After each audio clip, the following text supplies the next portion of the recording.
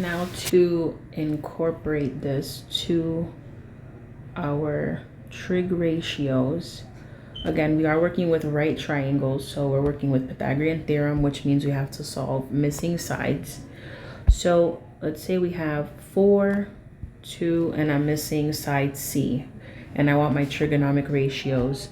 So let's make this 42 degrees.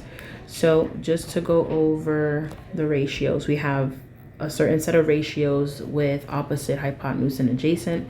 So we used SO, CA, TOA to help us remember. So we're going to be doing, so sine, I'll write these out real quick. So we have sine is, we're going to do sine of 42. That's going to be O over H.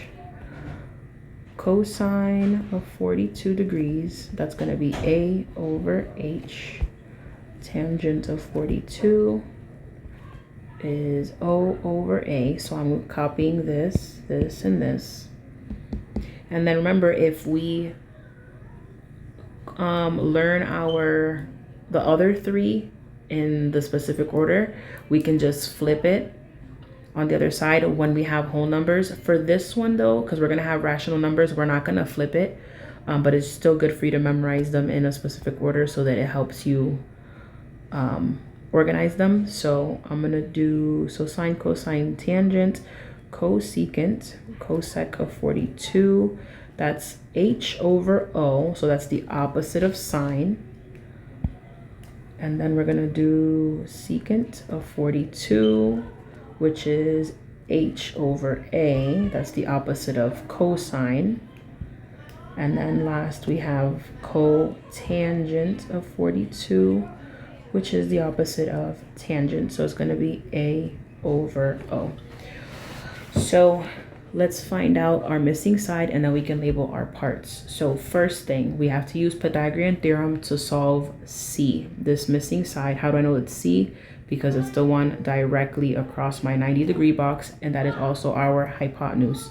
So we're going to do the square root of 4 squared, which is this number, plus 2 squared, which is this number. We always square them. And then we're going to square that. So that's 16 plus 4. So the square root of 20. So we're going to break this down like we just did up here for solving that. Those missing numbers down here, we can take out the pairs. So 20 gives us square root of 4 times square root of 5. And then 2 times 2 for 4. So we have a repetition of 2. So 2 is going to be on the outside. 5 does not have a second 5 to take it out. So it would be 2 times the square root of 5. So this is 2 times the square root of 5. So now we can label our parts. This is H, that's our hypotenuse. Our opposite of 42 degrees is 4 opposite, and then the adjacent, the neighbor, is 2. Remember that hypotenuse is technically a neighbor for 42, but hypotenuse is its own side. It's the one across from our 90-degree box, so it is always the hypotenuse, never the adjacent. So now we just do our fractions, rationalize the bottom, which we will have to because of this, and then reduce the fraction as well. So I'm going to, let me move this over.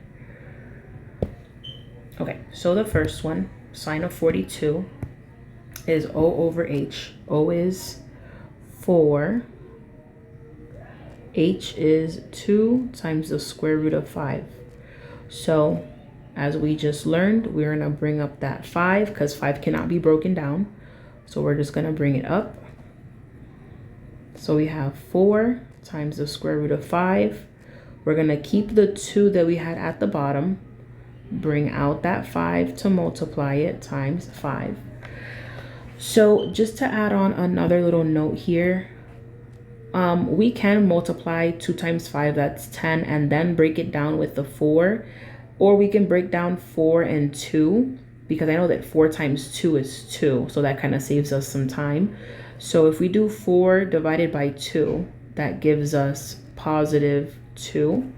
That 2 is gone, and we just have 5 left at the bottom. So this is 2 square root of 5 over 5. Or we can multiply it at the bottom and then reduce it after. So we have 5 square root of 5 over 10. And if I reduce 4 and 10 with 2, it's going to give us 2 square root of 5 over 5, which is what we had already. So that is our sine of 42. And then we go back and do the next one.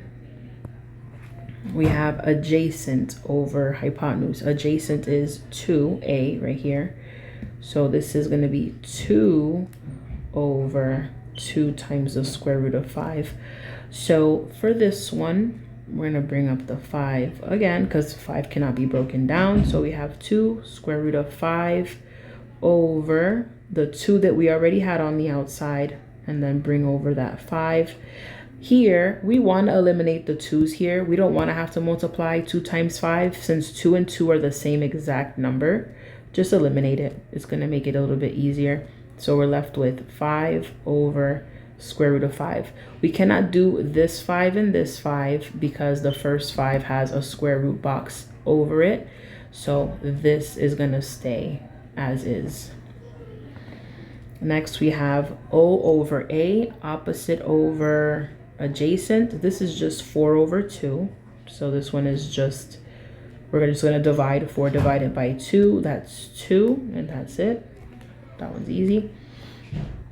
The next one is hypotenuse over O. So we're doing 2 times the square root of 5 over O, which is 4. So here we don't have to rationalize the 5 in the square root because it's not at the bottom. So for this one, we're going to skip that step. We're just going to reduce the fraction. 2 and 4 reduce with 2. 2 divided by 2 is 1. 4 divided by 2 is 2. And then I had mentioned earlier that if we have a 1 on the outside, we can just eliminate it. So you can leave it there. It doesn't change your answer. But in most cases, if you were to do like a practice online, they would drop the 1. So these are both valid answers. If you want to drop that 1, you can. If you don't want to, it's fine. It's the same thing. Secant of 42. Secant is h over a. So h is 2 times the square root of 5. A is 2. So here again, we're not going to rationalize that 5. We're just going to eliminate the 2's. That's it for this one. We stay with square root of 5. And that's it. And then the last one, we have a over o. That's 2 over 4. And then we're just going to reduce this as a regular fraction. 2 and 4 reduce with 2. 2 divided by 2 is 1. 4 divided by 2 is 2. We do not want to eliminate the 1 here. It's a fraction. We need that 1. So we only eliminate the 1 when we have a rational number on the outside. And that is the answer. So those are our trigonomic ratios with irrational numbers. So I'm going to do another one. I'm going to use this one. So again, just pause the video and write this stuff down, but I'm going to erase it. So go ahead and take a second to pause the video. All right, so we are missing our C side, which is our hypotenuse. So we can preset our h here while we solve it. So again, we want to refer back to Pythagorean theorem to solve this side first. So we're going to do 6 squared plus 4 squared, which is the 2 numbers that we have with the square, and then we square root that. So this gives us 36 plus 24. 36 plus 24. Let's do some quick math here. That's 60. And then we want to break down 60. We can do square root of 6 times square root of 10. And then 3 times 2 for 6. 5 times 2 for 10. So we have 2 2's, 2, 2. So that set of 2's is going to come out. And then we also have a 3 and a 5, but those are not the same numbers. I don't have a second 3 or a second 5 to take those out, so we're going to put those together, multiply them on the inside. That's 3 times 5, that's 15. So this is going to be our C side, 2 times the square root of 15. And then now we can do our ratios. So same thing that we just did, we're gonna apply the rule at the bottom, change the bottom if it's irrational, which it will be because we do have a square root here, and then simplify our fractions. So let's say we have 17 degrees here. So we're gonna do sine of 17.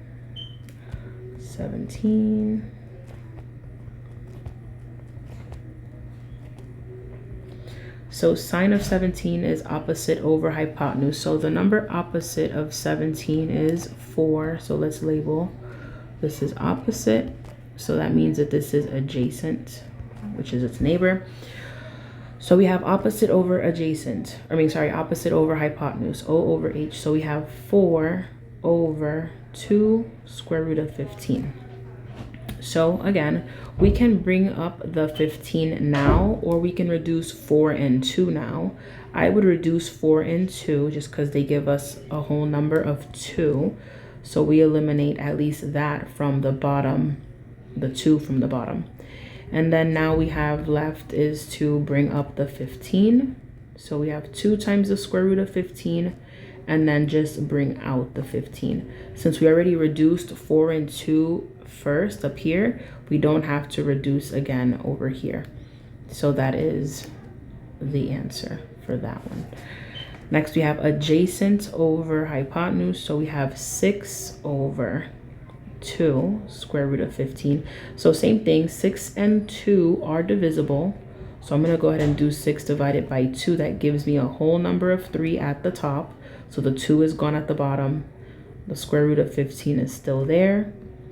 Now we can bring up and out. So 3 square root of 15 and bring the 15 out. So here we do have to reduce one more time because 3 and 15 are reducible. I can reduce 3 and 15 with 3. 3 divided by 3 gives me 1. 15 divided by 3 gives me 5.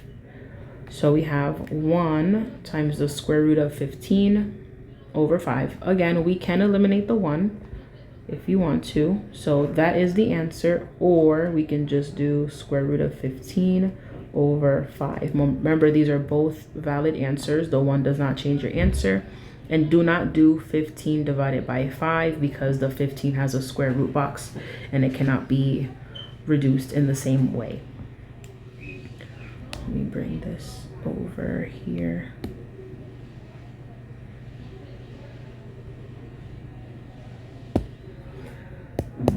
Next, we have opposite over adjacent. Opposite is 4 over 6. So this is the simple one because they're just regular fractions. We can divide this with 2. 4 divided by 2 is 2. 6 divided by 2 is 3. So just 2 over 3 for this one. And then we have hypotenuse over opposite. So we have 2 square root of 15 over 4. So I'm going to reduce 2 and 4 to 1/2 square root of 15. Again, we don't have to rationalize that 15 because it's not at the bottom. I did 2 divided by 2, that gave me 1. 4 divided by 2 gave me 2, and that's that. Or we can do square root of 15 over 2 because we just dropped that invisible 1 at the front. So that is it for that one. Next we have hypotenuse over adjacent, so 6. So same thing, I'm going to reduce 2 over 6 with 2. 2 divided by 2 is 1. 6 divided by 2 is 3.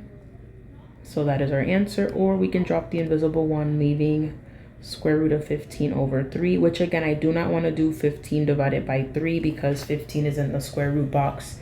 So my answer should not be square root of 5. You're not doing 15 divided by 3. You're doing square root of 15 divided by 3, which cannot be divided because the 15 is in the square root box. So leave it as is. And then the last one, a over o, we have 6 over 4, which we can just reduce down with 2. 6 divided by 2 is 3. 2 divided by 2 is 2. And that's that. So if you notice, just to point this out, these two are opposite. 2 over 3, 3 over 2. Those we can flip because they're just regular fractions. And that's that. So that is using irrational denominators in Pythagorean theorem to get your missing side, irrational denominators, and trigonomic functions. So just one last note: if you have a missing side and you solve it and it gives you a perfect square, then you're just doing regular numbers. So I'll do a quick demonstration of that, just to give you that note. So let's say, let me erase this. You can pause the video before I started erasing if you wanted to write down the rest of that. So let's say my triangle, I'll keep the 17 there because it's just to show you this quick step. So let's say I have 3, 4,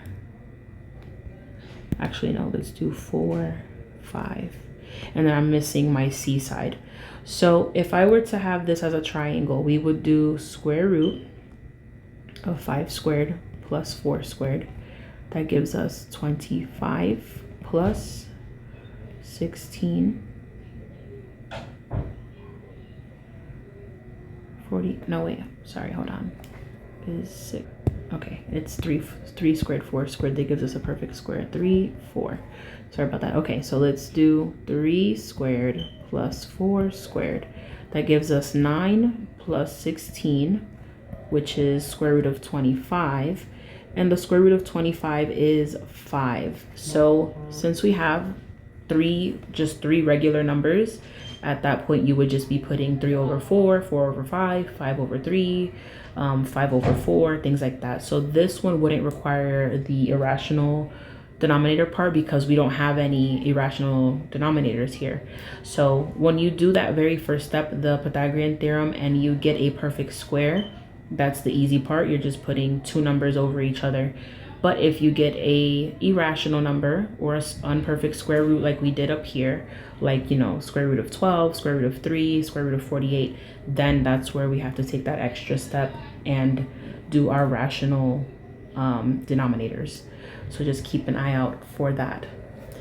But other than that, that is irrational denominators and trigonomic ratios.